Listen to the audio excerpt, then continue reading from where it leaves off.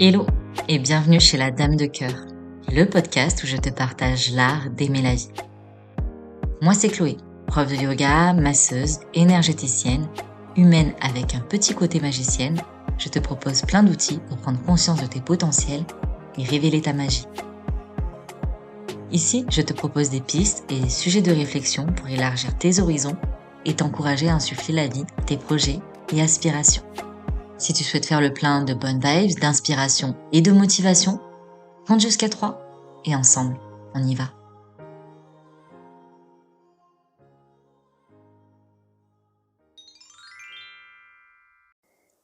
Et salut les doués. Dans l'épisode de cette semaine, j'avais envie qu'on explore la notion d'être fidèle à soi.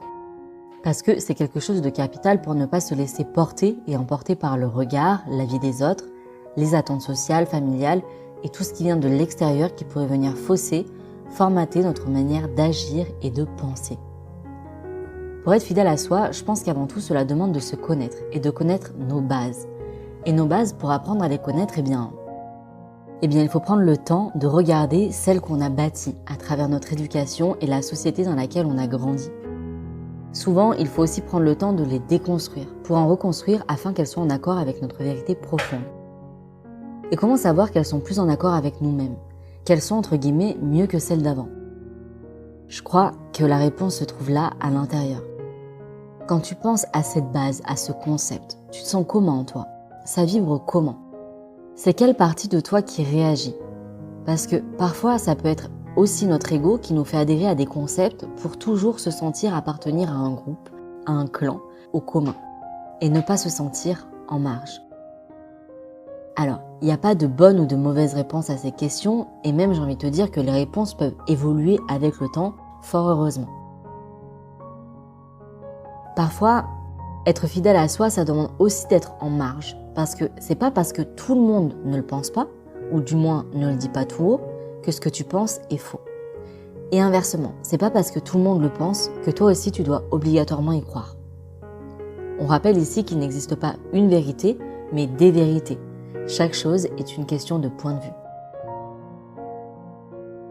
Quand on a revu nos bases, qu'on est sorti des conditionnements sociaux qui ne nous correspondent pas, on peut connaître quelles sont nos valeurs, nos croyances, qui elles aussi peuvent être amenées à évoluer. D'ailleurs, c'est souvent qu'on entend « et moi je suis comme ça ». Persuader que je suis comme ça, c'est être fidèle à soi.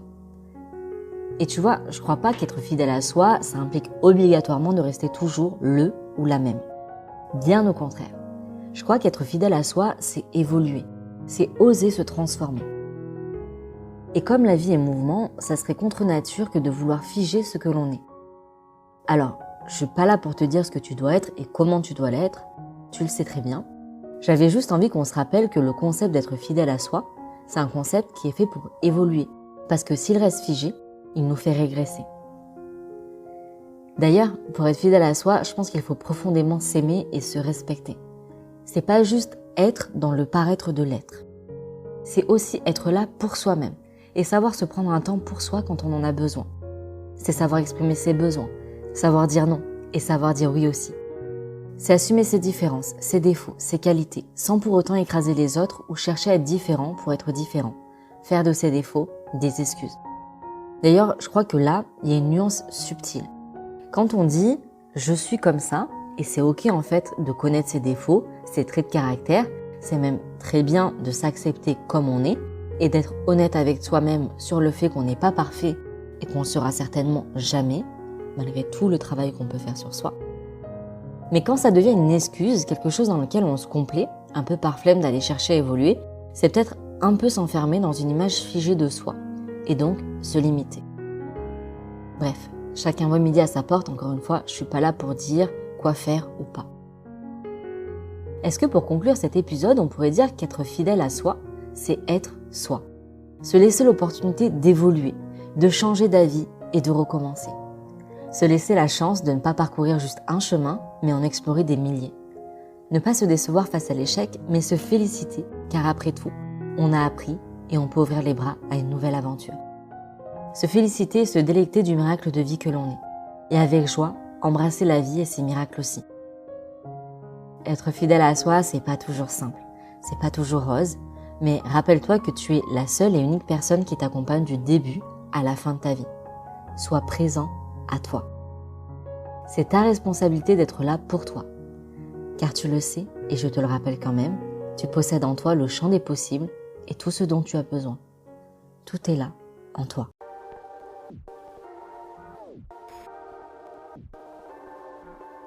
Et voilà, c'est déjà la fin de cet épisode. J'espère qu'il t'aura plu et surtout qu'il t'aura inspiré. Si tu souhaites découvrir un peu plus de mon univers ou prolonger l'aventure, tu peux t'abonner à mon compte Instagram eclos.si.ion. Je sais, c'est pas le nom le plus simple. Du coup, tu peux aussi le retrouver dans la barre de description. Dans tous les cas, on se donne rendez-vous la semaine prochaine pour un nouvel épisode et d'ici là, je te souhaite une belle semaine et t'envoie full love sur ton joli cœur de doué. Prends soin de toi.